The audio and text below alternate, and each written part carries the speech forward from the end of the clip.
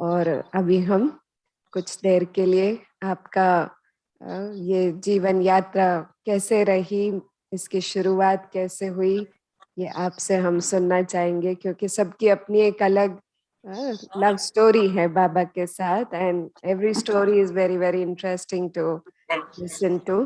So we would like to hear your story. ठीक है, जरूर.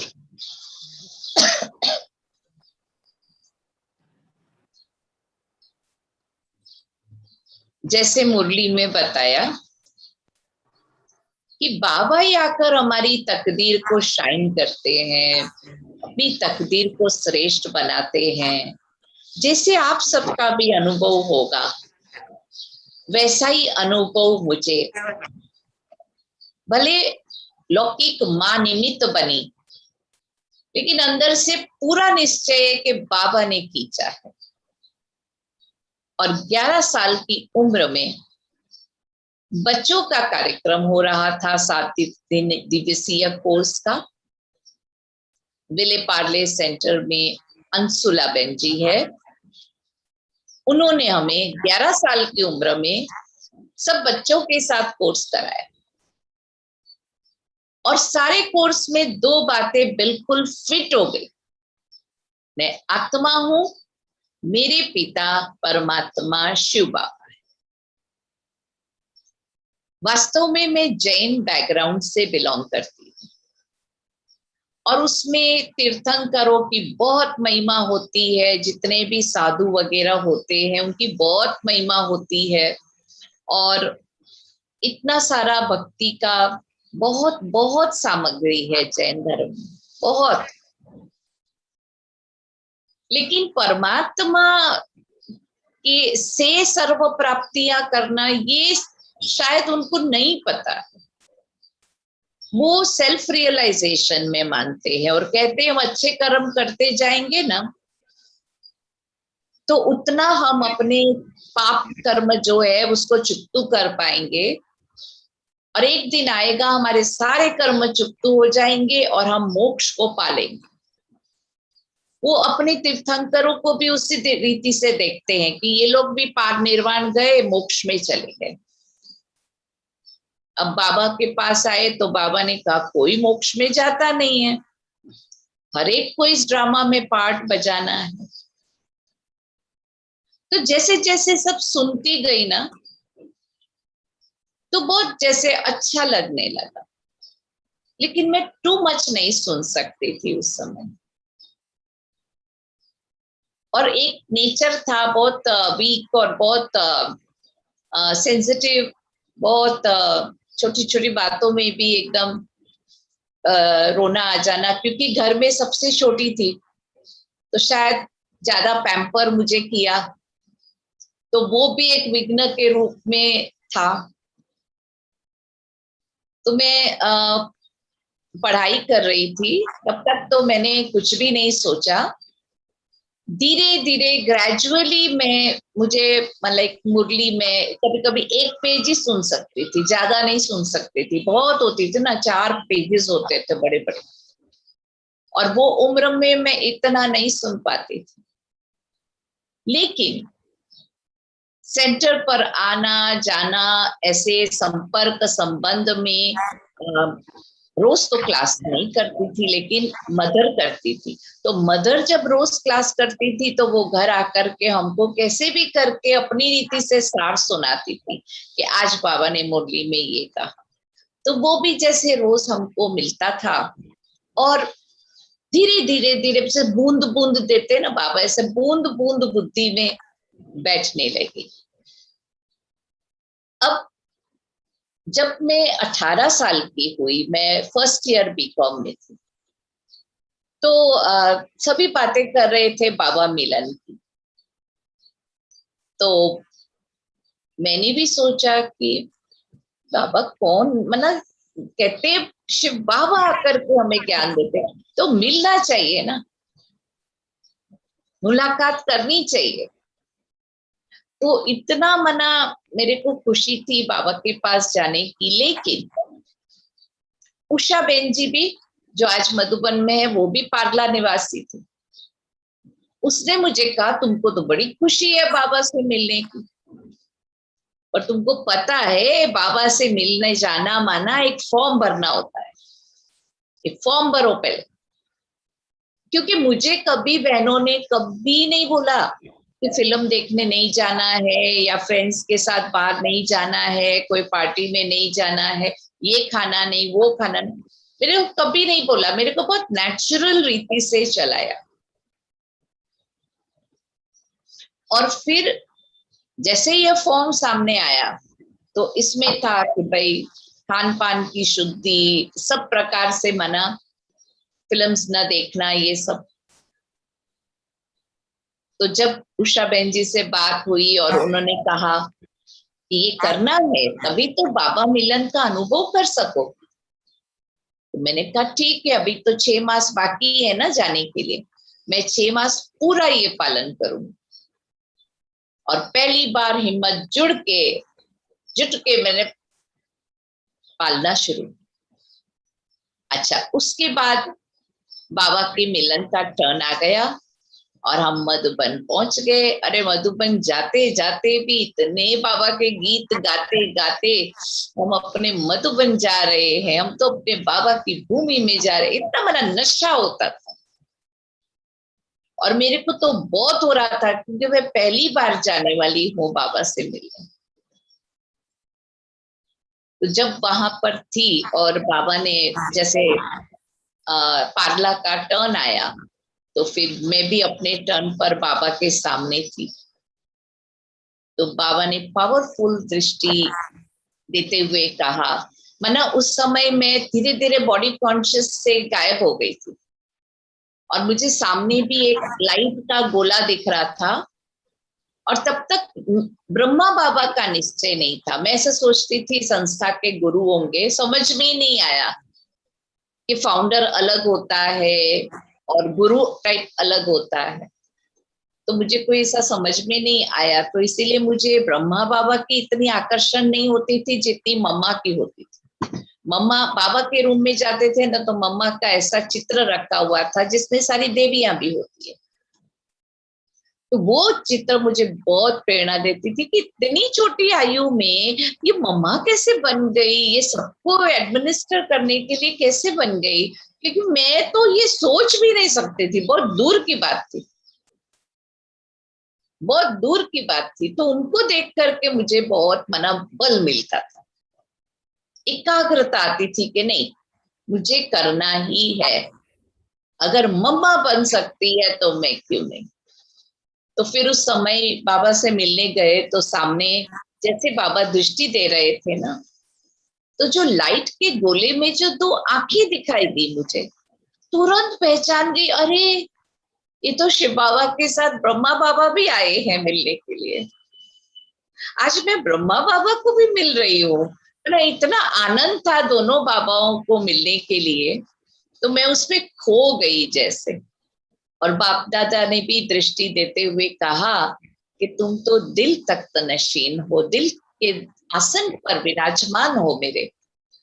और मैंने भी बाबा को मनी मन उस समय आत्मा ने कहा कि मैं आत्मा भी आपकी हूँ बाबा और आप मेरे हो, बस और कोई नहीं। इतनी दृढ़ता मेरे अंदर आ गई कि अभी जीवन में एक बाबा के सिवाय कोई नहीं।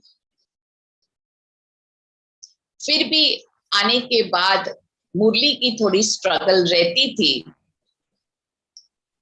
लेकिन फिर जब वेकेशन आया तो फिर योगिनी दीदी जी ने बोला कि क्यों नहीं तुम अपने थोड़े ड्रेस लेकर आ जाओ और यहाँ ही रह लो थोड़ा समय, ये पद यात्रा होने वाली है, बहुत सेवा है। मैंने कहा ठीक है।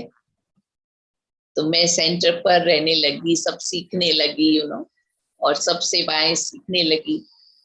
मैंने सोचा था कि नहीं मैं 1 साल के बाद सब बेकिंग कोर्स, ये कोर्स वो कोर्स तो सीख के जाऊंगी। मुझे तो कुछ आता ही नहीं है, झाड़ू कैसे मारना, पोछा कैसे मारना, सब सीखना पड़ेगा ना। तो इसलिए मैं सोच रही थी कि 1 साल के बाद सेंटर पर समर्पित होंगी। पर God disposes the thought, man proposes but God disposes। बाबा ने कहा नहीं, मुझे तुम अभी चाहिए बस। और मैं पद यात्रा में ज्वाइन हो गई। पद यात्रा में इतना मना ज्ञान का प्रैक्टिकल एक्सपीरियंस किया मैंने, बिल्कुल हर चीज में। परिवार की भावना कहो, मुरली का रहस्य कहो, शिव बाबा के साथ योग कहो, सब इसी में प्रैक्टिकल में इतना इतना होता गया कि पक्का हो गया।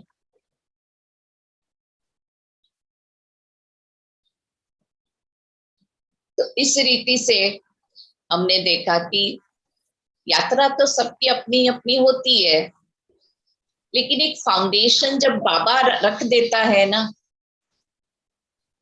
मेरे को 2-3 बार बाप दादा ने बोला है कि आप में हिम्मत है तो मदद है बाबा की, 2-3 बार।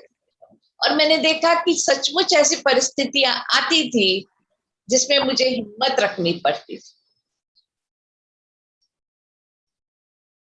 और हिम्मत से मुझे आगे जाना पड़ता था। अगर मैं कमजोर होकर बाबा को बोलूं बाबा प्लीज आप कर दो, नहीं, बाबा चाहता था कि मैं हर बात में हिम्मत रखूं। हिम्मत से बाबा की मदद मिलेगी और कार्य सफल होगा, कोई भी करो उन्होंने। तो इस प्रकार से बाबा की जो मदद की अनुभूति होती थी वरदानों द्वारा भी, तो ऐसे सचमुच लगता है कि हम वरदानों से पल रहे हैं बाबा के। फिर तो बहुत लंबी यात्रा चली, कहाँ कहाँ भेज दिया बाबा ने। पहले पद यात्रा के कारण हमें वहां ओम शांति भवन में, पद यात्रा के बाद जब हम पूरा हिल चढ़ के आबू रोड से आबू तक चढ़ के गए थे, हम लोग वॉकिंग करके ही गए थे। और शाम को समारोह था, तो मैं तो बहुत पीछे बैठती की मेरे को आदत थी, क्लास में भी मैं आगे नहीं बैठती थी, पीछे बैठने का। तो पीछे आकर के हमारे योगिनी बहन जी ने बताया कि टीना बहन, इसके बाद ना आपको इंग्लिश में अनुभव सुनाना है पदयात्रा। तो मैं तो एकदम सोच में पड़ गई कि आज तक मैंने स्कूल या कॉलेज किसी पे भी स्टेज पे खड़ी नहीं हूँ, मैं किससे अपना अनुभव शेयर करूंगी। बहुत कम बोलती थी पहले, बहुत।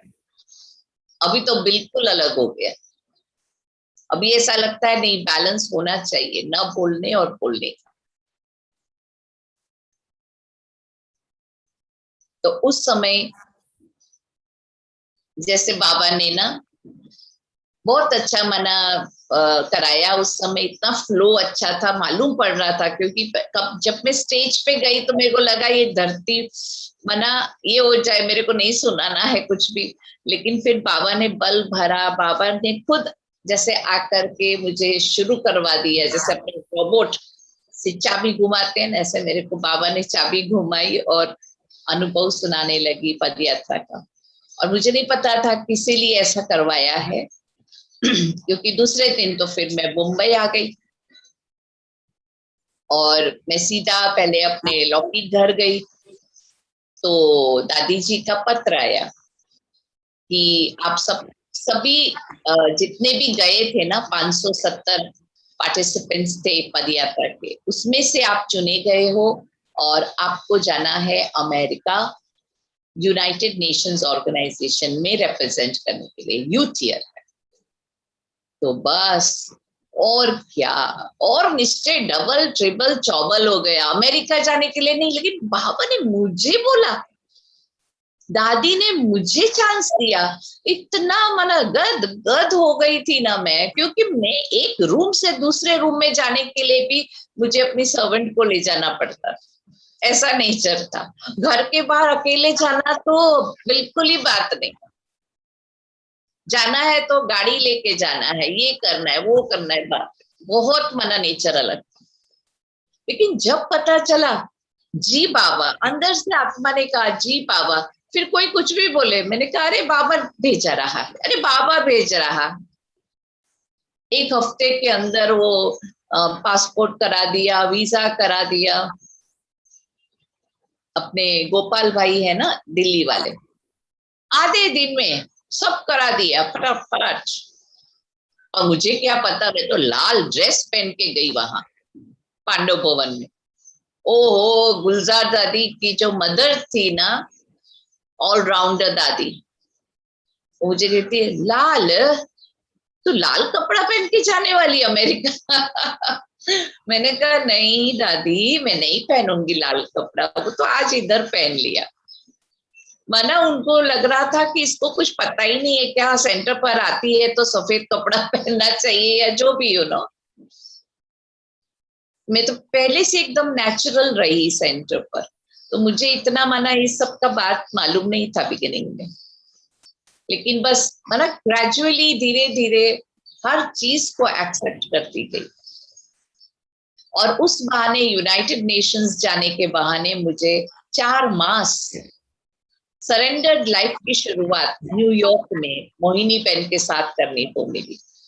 और मैंने बहुत बहुत एंजॉय किया, सारी सेवाएं सीखी। भोग लगाती थी तो सीधी मधुबन पहुंच जाती थी, मधुबन के बाबा के रूम में। मतलब बहुत अच्छा गोल्डन ईरा हम बोलते हैं ना सेवा का, वो मेरा उधर रहा। और वहां के कोर्स कैसे कराने हैं, वहां जयंती बहन की बुक्स पढ़ पढ़ के सीखा मैंने, और वहां के लोगों को उस प्रकार से कोर्स कराती थी, ये सब किया। फिर जब एंड आया तो मेरे पास ट्रैवलिंग की टिकट थी अमेरिका में कई जगहों की, मैं तो भूल ही गई सेवा में। और पता नहीं वो कोई कबाट के पीछे नीचे गिर गई थी, मैं तो भूल ही गई थी। तो वहां की मोहिनी बहन ने याद कराया कि तुम लाई थी ना कुछ अपने साथ, तो तुम्हें वो यूज नहीं करना है। मैंने कहा अरे मैं तो भूल ही गई। हाँ है। फिर मैंने ढूंढा उसको, फिर उन्होंने मेरे लिए अरेंजमेंट किया, और मैं 4-5 जगह अमेरिका में देख करके आई, और फिर वापस इंडिया ट्रैवल किया। दादी जानकी बहुत चाहती थी कि मैं वापस वहीं पर रुक जाऊं, 1 साल भी रुक जाऊं, लेकिन हम तो केवल इसी कारण से गए थे। और एक बार तो वीजा एक्सटेंड किया महीने का, और प्रकाशमणि दादी जो है वो मुझे पत्र लिखती थी, रिकॉर्ड्स में भेजती थी, माना सब प्रकार से कम्युनिकेशन मेरे साथ रखती थी। तो वो भी चाहती थी कि मैं इंडिया वापस आऊं। लौकिक वाले भी चाहते थे मैं इंडिया वापस आऊं। मेरी बड़ी बहन को जो मेंटली रिटार्डेड है, उसको सिवियर डिप्रेशन आया था, तो इसीलिए उन्होंने कहा अभी आ जाओ, हम वापस भेजेंगे आपको। ऐसे करके मेरे को सभी ने बोला, तो फिर मैं दादी को ना बोल दिया। अभी ना बोलना तो नास्तिक है ना, वो भी मुझे नहीं पता था, बताओ। तो मैं तो कहा नहीं, मैं जा रही हूँ, मैंने सब तैयारी कर दी। तुमको इतना अच्छा लगा, you like it so much, रह जाओ ना थोड़ा समय। मैंने कहा नहीं दादी, नहीं हो पाएगा। कितना दादी ने बोला मैं लंदन जा रही हूँ, मैं तुम्हारे लेटर का इंतजार करूंगी, ये वो। मैंने कहा नहीं दादी, इंतजार मत करना, क्योंकि मैं नहीं रह पाऊंगी। क्योंकि नेचर ऐसा था ना, अकेले रहना तो बात ही नहीं, क्योंकि सब मधुबन जाने वाले थे, बड़ी बड़ी बहनें। तो मैं अकेली तो रहने का सवाल ही नहीं, अभी तक मेरे को इतनी ग्रोथ नहीं हुई थी अपने अंदर, मैं बिल्कुल अकेले रहूं, सब तो मधुबन जाने वाले। तो फिर मैंने मना ऐसे मना रहना शुरू किया, वहां बहुत एंजॉय किया, और आ गई वापस। लेकिन अभी लगता है कि नहीं, वो सोच के करना चाहिए था, क्योंकि पदयात्रा में भी तो सभी ने मना किया था, तो भी मैं गई ना, तो सक्सेसफुल रही। तो बाबा जो चांस देता है ना, वो लो, आपका सक्सेस तो बर्थ राइट। तो ऐसे में वापस आकर के पार्ला सेंटर में रही। और मुझे पता नहीं था कि जब यज्ञ भेजता है ना ऐसे आउट ऑफ इंडिया किधर सेवा में, तो वापस आपको मधुबन में आकर के यू हैव टू मीट दादी, क्योंकि उनकी परमिशन से गई। तो मुझे नहीं पता, मैं पार्ला ग्रुप के साथ जब बाबा मिलन होता है तब आई, लगभग 3-4 मास के बाद। बाबा की मुरली चली, उसके बाद मैंने पीछे मुड़ के देखा तो दादी उठ करके सोफा पे पीछे बैठी थी, प्रकाशमणि दादी। तो मैंने कहा यही सही समय है उनको मिलने के लिए। तो फिर मैं गई उधर, जैसे मुझे देखते करीना करके ऐसे गले लगा दिया, क्योंकि फोन और लेटर्स और इससे इतना कम्युनिकेशन हमारा हो रहा था ना कि सचमुच दादी मेरे लिए मेरी बहुत अच्छी फ्रेंड, माँ, जो भी कहो, वो बन गई थी प्रकाश मणि दादी। तो इसीलिए उन फिर मुझे कहती अब मैं तुमको नहीं जाने दूंगी, मैं जब तक बोलूं मधुबन में रहना। मैंने कहा जी दादी मैं जरूर रहूंगी करके मेरे को मधुबन में 15 दिन रहने का सुअवसर प्राप्त हुआ। और मधुबन निवासी यहाँ तो सब मेरे को जैसे कोई छोटी सी उनके लिए तो गुड़िया आई हो ना, भले मैं उस समय 20 साल की थी, पर जैसे कोई गुड़िया आ गई हो ना मधुबन में, ऐसे सब इतना प्यार करे, इतनी ब्लेसिंग्स दे, बना पूरा परिवार जैसे एक सेकंड में मुझे अपना लिया जैसे। और उसी मधुबन में रहने के कारण यज्ञ की मीटिंग हुई थी उस समय, तो सारे जोन वालों से भी मेरी मुलाकात दादी ने करवाई थी। तो मुझे ऐसे लगा बाप रे, मैं इतने ये परिवार के इतनी क्लोज हूँ, मैंने वो फीलिंग आई मुझे कि मैं परिवार की बहुत क्लोज आत्मा हूँ। इसलिए मेरे को ये सुअवसर मिला कि मैं सबको मिलूं। तो आज की तारीख में भी मुझे सबसे पहला वरदान जो बाबा ने अमेरिका से लौटने के बाद दिया वो था कि आपको श्रीमत का भाग्य और परिवार का भाग्य प्राप्त है और होता रहेगा। और सचमुच मैंने सारी जीवन यात्रा में ये देखा कि मुझे श्रीमत का भाग्य और परिवार का भाग्य बहुत बहुत मदद करता है हर चीज से पार होने के लिए। इसीलिए कितनी परिस्थितियों से मैं पार हुई हूं, पर मेरा नशा निश्चय और ही बड़ा है बाबा के लिए।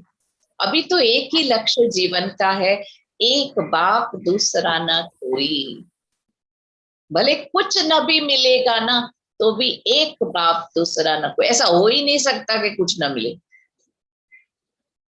बहुत कुछ मिलता है, मिलता ही रहता है, मिलता ही रहता है, सूक्ष्म रीति से, स्थूल रीति से संभालना मुश्किल हो जाता है, उसका भी दान होता रहता है। पर बाबा बहुत अच्छी तरह से संभालता है। ऐसी दिव्य पालना तो कल्प में एक ही बार मिलती है।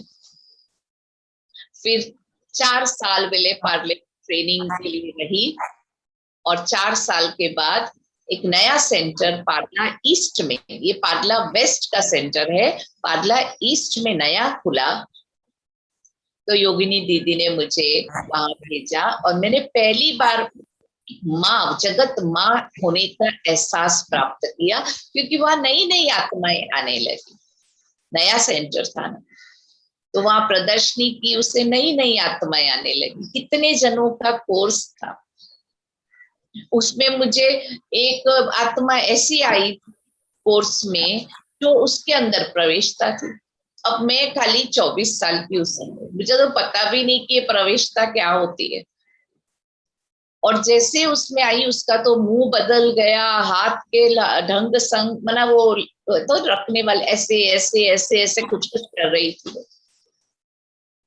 और फिर मुझे देखती जाए, और मैं अभी कोर्स पूरा करके एक ही गीत पर योग चल रहा था। मैं सबको दृष्टि दे रही थी, जैसे उसको दृष्टि दिया तो उसका विकृत चेहरा, हाथ देख करके मैं समझा कि कुछ तो गलत है। तो मैंने उनको दृष्टि देते हुए ओम शांति, ओम शांति, एकदम अंदर से वाइब्रेशन। क्योंकि संगली पर भी हम बैठते हैं क्लास कराने के लिए, कहाँ भी बैठे मन में यही होता है ना, बाबा अभी आप अपनी मुरली चलाइए, हम सब प्यार से सुनेंगे।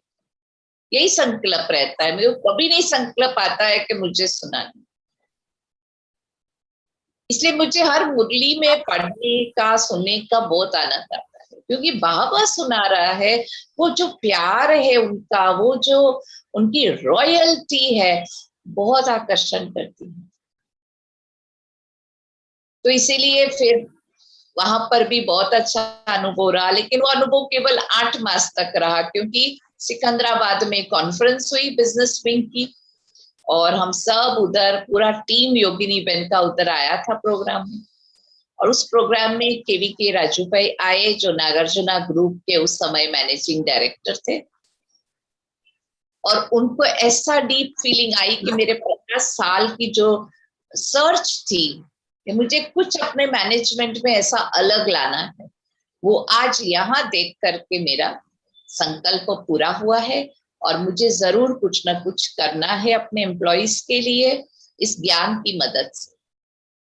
तो बस दादी जी से परमिशन ली और नागार्जुना हिल्स में एक मैनेजमेंट सेंटर बना। टोटली वो समय बाहर की कोई सेवा वो सेंटर नहीं करता था, केवल मैनेजमेंट की सेवा करता था। माना वो भी नागार्जुना ग्रुप की, उसी से शुरू हुआ।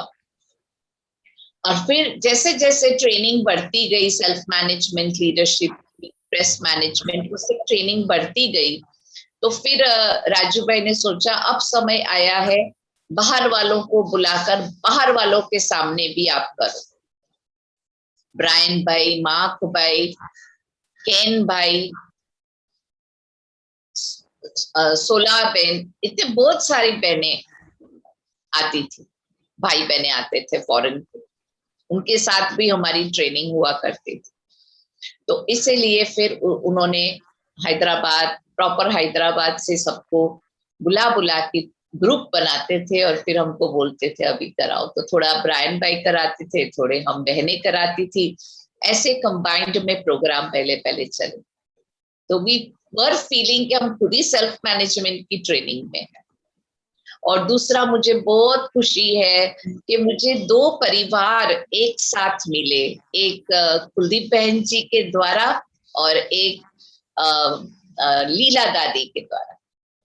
अभी तो मंजू बहन है और सुनीता बहन वगैरह सभी अलग अलग बहनें हैं, लेकिन उस समय लीला दादी थे और प्रीतम बहन, कुलदीप, उनकी तरफ से इतना प्यार, इतनी शुभ भावना मिलती थी, जो बात मत पूछो। और बहुत, और खास बात तो ये है कुलदीप बहन जी और हमारी लौकिक बर्थडे एक ही दिन है।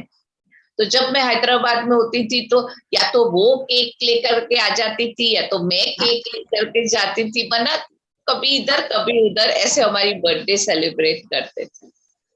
तो कुलदीप बहन अभी भी मेरे को कहती है, देखो तेरे कारण आज सभी भाई बहने आज तक भी मेरी बर्थडे मनाते हैं केक वगैरह से। तो मैं हंसती थी, मैंने कहा ये भी ड्रामा में कहते हैं ना, सुहेज है, संगम का सुहेज है ना। बहुत भपका शो वगैरह ना हो, लेकिन सिंपल रीति से खुशी मनाओ, क्योंकि ये जन्म जो है वो भी बहुत अमूल्य है। ये जन्म में आए और बाबा मिला, तो उसको वो ब्लेसिंग के रूप में लौकिक बर्थडे को मनाना चाहिए, बाकी भपका वगैरह करने का मतलब नहीं है ना, क्योंकि उस दिन सबकी ब्लेसिंग लेना बहुत आवश्यक है। मैं उस दृष्टिकोण से बर्थडे को देख, तो वो भी एक आध्यात्मिक स्तर पर हो जाता है।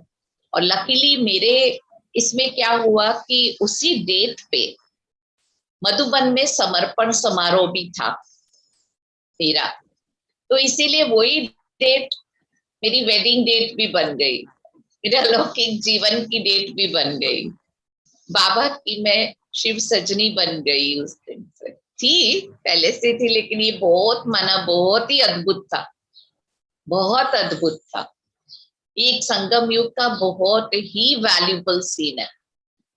और उस समय तो कितनी 8 दादियां साथ में बैठी हुई थी, सभा पूरी भरपूर थी, मधुबन वालों को भी इतनी खुशी थी। तो आप सोचो क्या मेरी स्थिति हुई होगी उस दिन, बहुत ही सुंदर। तो इस रीति से 94 में बहुत लेट हुआ समर्पण, क्योंकि पिताजी को ये था कि नहीं ये रह पाएगी कि नहीं। 5 साल के बाद आके मुझे बोला कि नहीं हो सकेगा, तो मैं क्या करूंगा। तो इसीलिए वो बोले नहीं, समर्पण अभी नहीं, तुम पहले चल के दिखा।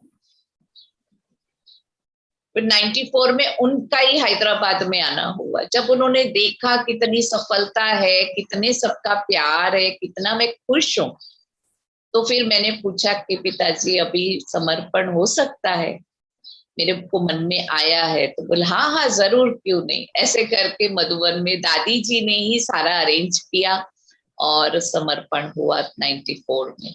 और उसके पहले ही केवीके राजू भाई ने भी शरीर छोड़ दिया, लेकिन अभी जगह तो बाबा को प्राप्त है। धीरे धीरे ब्राह्मणों ने खरीद लिया वो मकान। तो ये तो अपना रिवाजी नियम ही है ब्रह्मा कुमारी में। कोई भी स्थान को कभी एकदम ऐसे खाली छोड़ा नहीं जाता है। कुछ भी थोड़ी बहुत भी अगर सेवा होती है तो बहुत अच्छी बात है। बाबा का सेंटर है ना, है ना, तो सेंटर का अस्तित्व तो मंदिर से भी बढ़कर है, क्योंकि बाबा का घर है।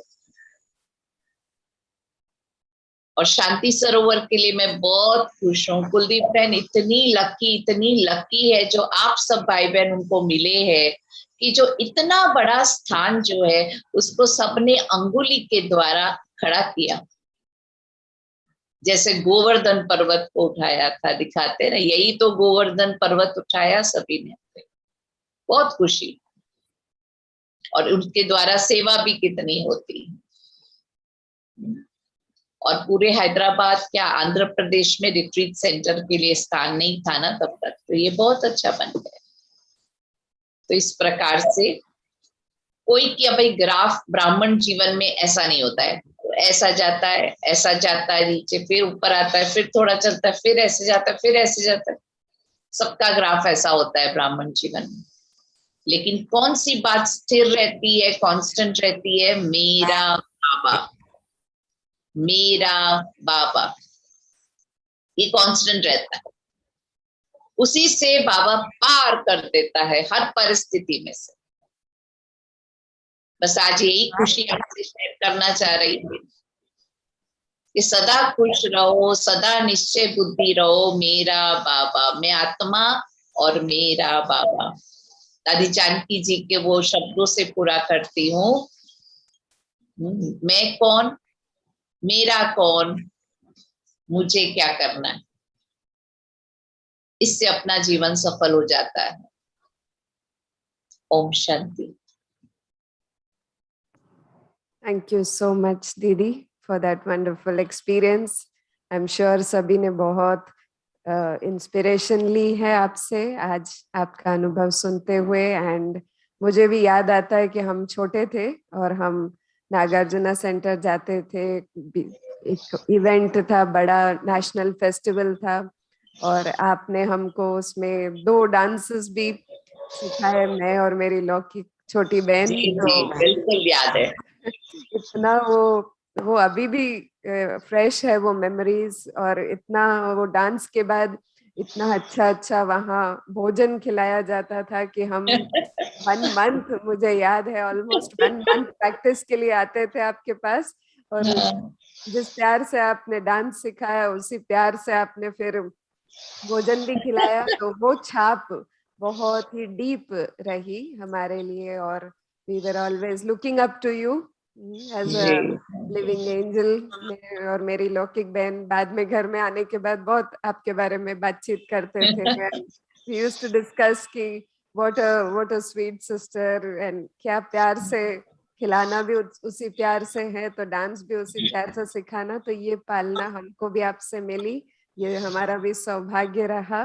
We will always keep it close to our heart, and we really thank you on behalf most of the welcome. entire Banjara Hills family.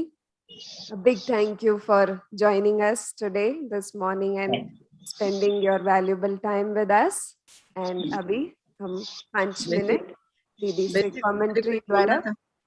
हाँ जी, करीना बहन से बात करनी थी थोड़ी। हाँ हाँ हाँ, बोलिए ना। उन्होंने बताया ना निरंजन। कि बर्थडे, तो देवयानी बहन है क्या? हाँ जी, हाँ जी। जी बहन जी, ओम पहचान शांति। लिया। ओम शांति बहन जी। ओम जब मैं ज्ञान में शांति। आई थी, तो भाई साहब और मैं आपका बर्थडे मना, आप आए थे बंजारा हिल्स पे। आप जब बर्थडे का बोले ना जी तो याद आए। आपको याद है? आप जी जी, बिल्कुल बिल्कुल याद है। हम दोनों भी आए थे। आप आए थे बंजारा हिल्स पे और कुलदीप बहन जी ने बंजारा आपका हिल्स का बर्थडे जो मनाया। पुराना मकान था वही के वही है आज हाँ, भी। जो फर्स्ट पहला मकान हाँ, था। पहला मकान था उसमें। और स्टूडेंट भी 3-4 ही थे जब दुर्गा बहन, राधेश्याम भाई और हम दोनों जी थे। और जी। बहन जी आप, तो मुझे मुझे आपको आप देने वाले हैं आज मुरली सुनाने वाले, तब भी मुझे याद आया, अरे बहन जी की हाँ मुलाकात हमारी बर्थडे पे ही हुई थी। बहुत नहीं नहीं, अच्छा लगा। आप इसके साथ तो बिगिनिंग से हाँ बहुत अच्छा, भले हम ज्यादा नहीं बात करते होंगे लेकिन मन में एक होता है ना कनेक्शन, जी। वो आपके साथ सदा रहा देवयानी बहन। थैंक और यू, मैं तो थैंक यू। आपको आर्किटेक्ट के रूप में ही देखती हूँ, आर्किटेक्ट देवयानी बहन। बाबा, वो तो बाबा। हाँ। और भाई साहब को भी, भाई साहब ओम शांति करें। ओम शांति, ओम शांति। ओम शांति। कैसे आप आप? हमारे कॉलेज में भी आए थे।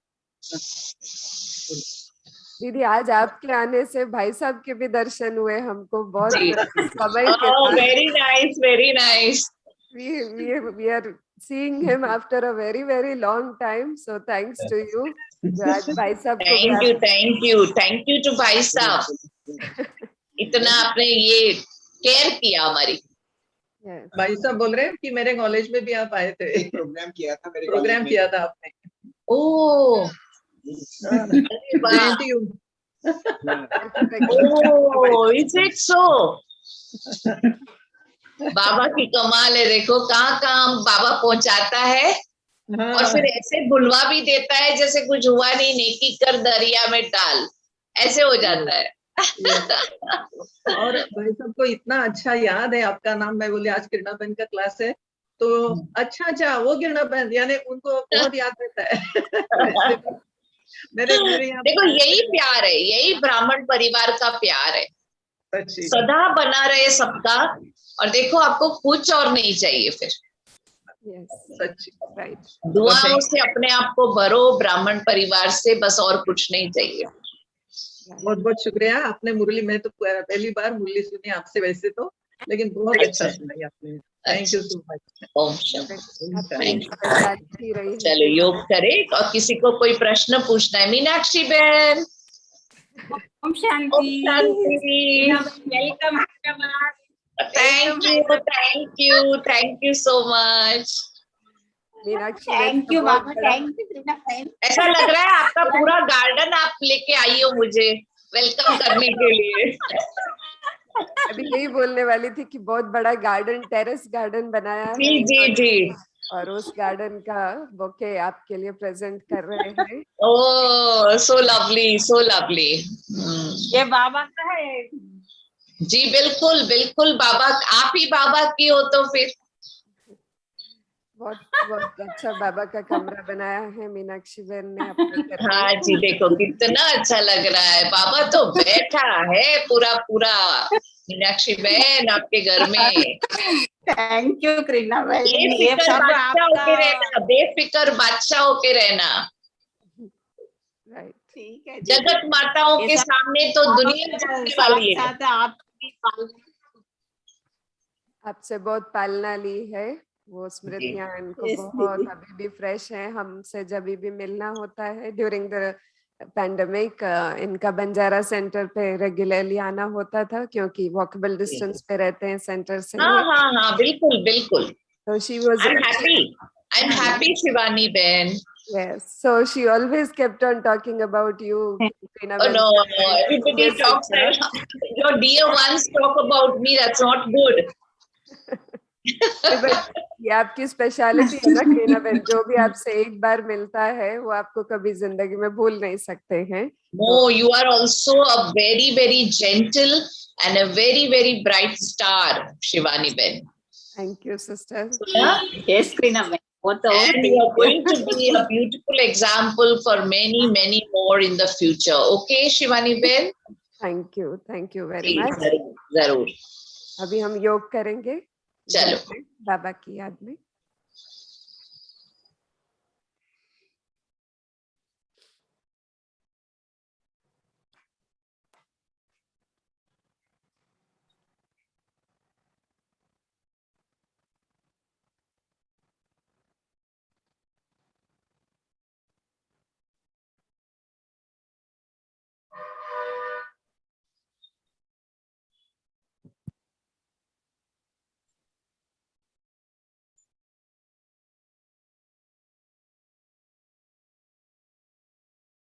पारसनाथ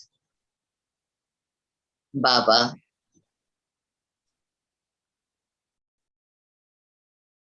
हमें भी अपने समान मास्टर पारसनाथ बना रहे हैं।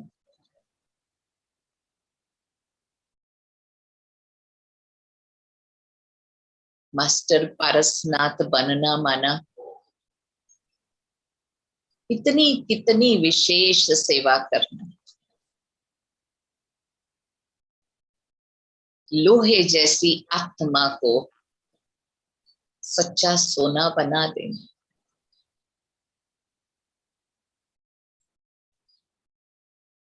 मैं कौन हूं? मास्टर पारसनाथ आत्मा।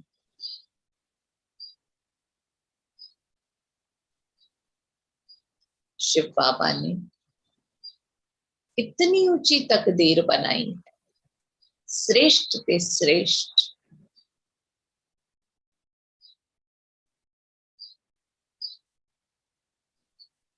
मैं कौन हूं?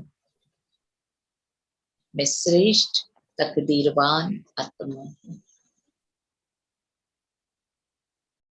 मैं श्रेष्ठ तकदीरवान आत्मा हूं।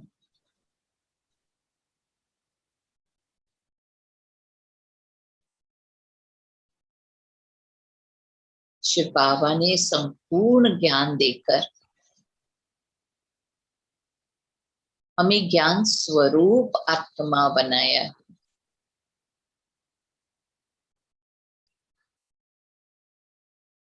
मैं कौन हूं?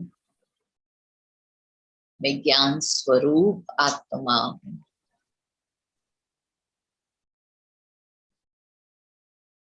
स्वयं भगवान की छत्र छाया में पलने वाली सर्व आत्माओं के लिए पालनहार आत्मा हूं।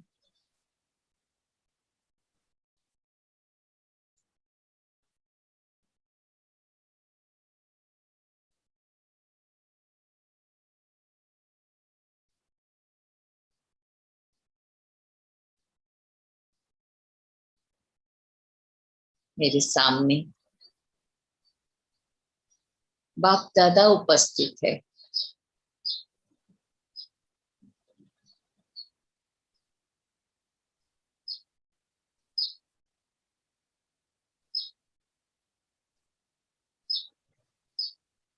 मुझे बहुत ही स्नेह भरी दृष्टि दे रहे थे।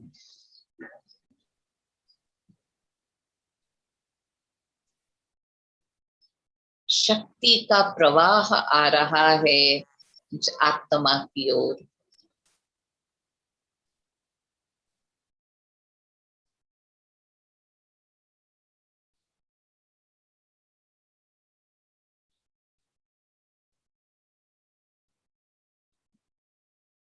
इस ईश्वरीय शक्ति द्वारा मैं श्रेष्ठ कर्म योगी आत्मा हूं।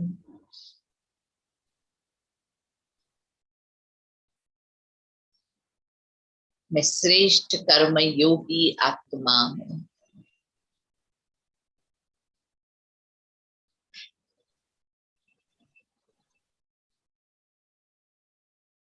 मैं कल्प पहले वाली और कल्प कल्प शिव की शिव सजनी हूं।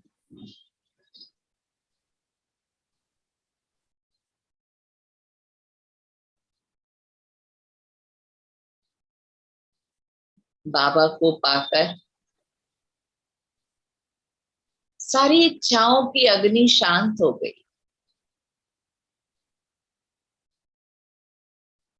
और अपने हर संकल्प में सिद्धि आ गई।